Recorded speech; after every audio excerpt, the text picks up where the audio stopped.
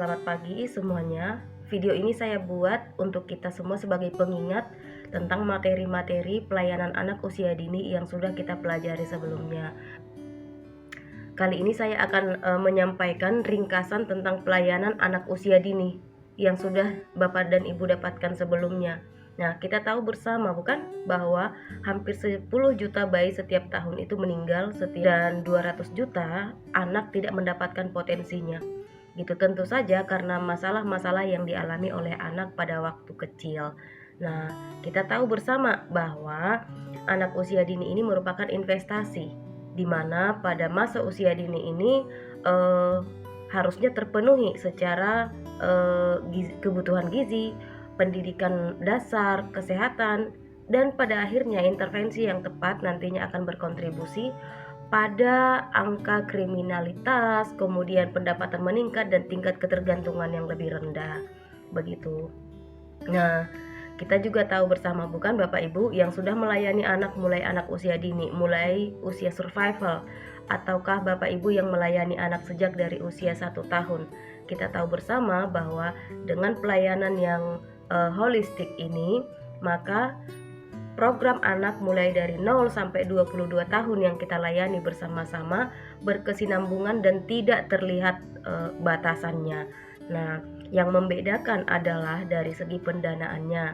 Nah, kalau di survival tentu saja kita menggunakan dana grant, di mana setiap tahunnya kita akan mengajukan perencanaan atau strategi tahunan survival, di mana di sanalah nanti kita akan ajukan dana yang akan kita pakai untuk survival, termasuk untuk dana survival yang baru dibuka. Nah, kemudian setelah anak dari usia 1 tahun, Bapak Ibu, kita menggunakan dana yang namanya pensponsoran. Tentu saja ini tidak sesuatu yang baru untuk kita semuanya, tetapi mulai anak survival sampai usia 20 tahun, apabila ada kebutuhan anak yang membutuhkan dana yang lebih besar, tentu saja kita bisa menggunakan dana CIV atau dana intervention.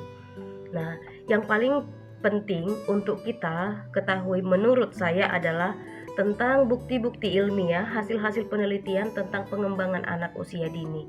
Gitu. Kenapa kita perlu melayani anak usia dini? Ya bukan? Nah, kita tahu bersama bahwa fondasi hidup manusia dibangun pada waktu 1000 hari pertama kehidupannya dan dilanjutkan sampai 60 bulan.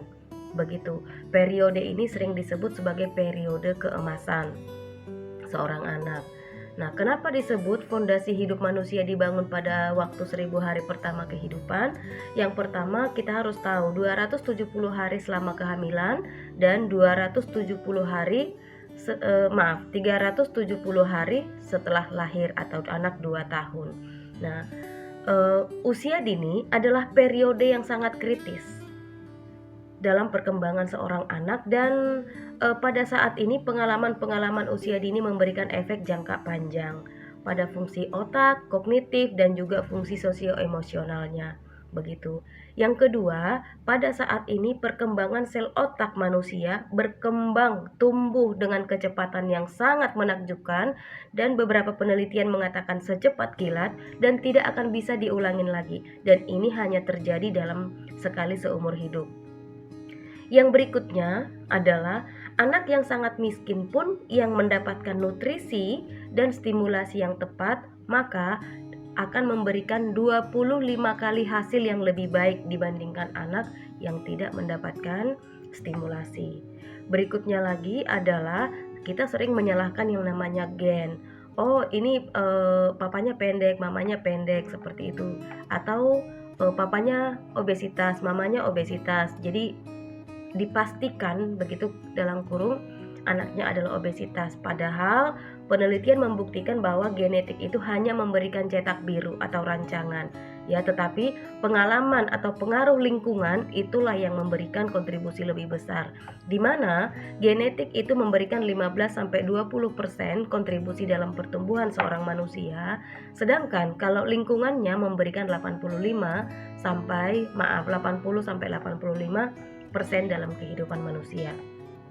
Ya, berikutnya adalah intervensi anak usia dini memberikan investasi 13,7%,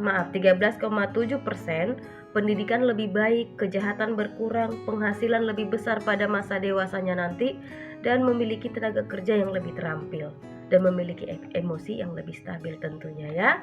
Nah, intervensi anak usia dini ini membangun fondasi secara kognitif, sosioemosional, serta spiritual.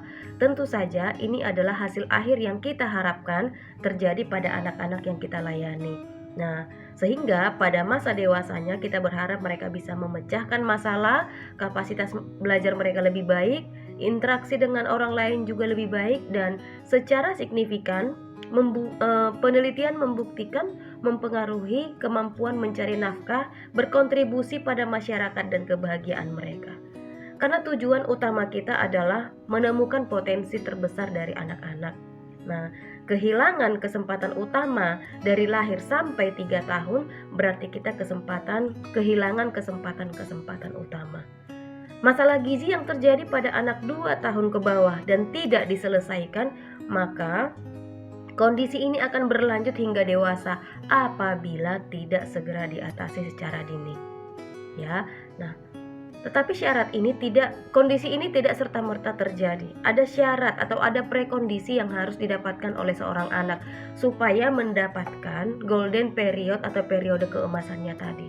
Yang pertama adalah anak-anak terpenuhi secara nutrisi, penuhi gizi seimbangnya.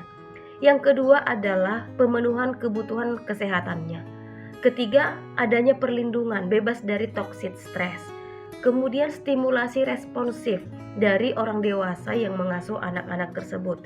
Kemudian kesempatan belajarnya ada dan lingkungan yang mendukung. Nah, 80-85% tadi yang mengatakan bahwa genetik diberikan sebanyak 15-20%, sedangkan lingkungan memberikan kontribusi sebesar 80%. Itu adalah diantaranya yang ini tadi, nutrisi, kesehatan, perlindungan, stimulasi, kemudian kesempatan belajar dan juga lingkungan yang mendukung. Nah, kita tahu sama-sama yang tadi, kondisi saat ini seperti apa sih? Kondisi saat ini menunjukkan bahwa bangsa Indonesia masih mengalami masalah gizi yang sangat-sangat besar. Di antaranya adalah masih terjadinya anak stunting. Ya, kemudian banyak ibu yang masih mengalami anemia. Ya, kemudian ibu hamil dengan kekurangan gizi. Kemudian remaja dengan kondisi obesitas. Kemudian terjadinya kematian karena penyakit tidak menular, dan hampir semua penyakit ini berkaitan dengan masalah makanan dan minuman, yang salah satunya kalau kita bisa cegah adalah dengan cara menerapkan gizi seimbang sebagai salah satu solusi yang paling dominan. Salah satu saat ini yang banyak terjadi adalah kondisi stunting.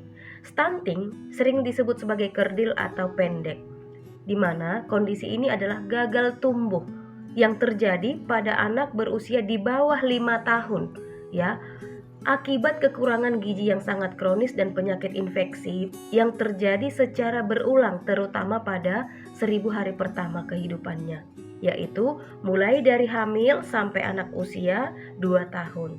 Anak tergolong stunting apabila diukur panjang badannya tidak sesuai dengan usianya.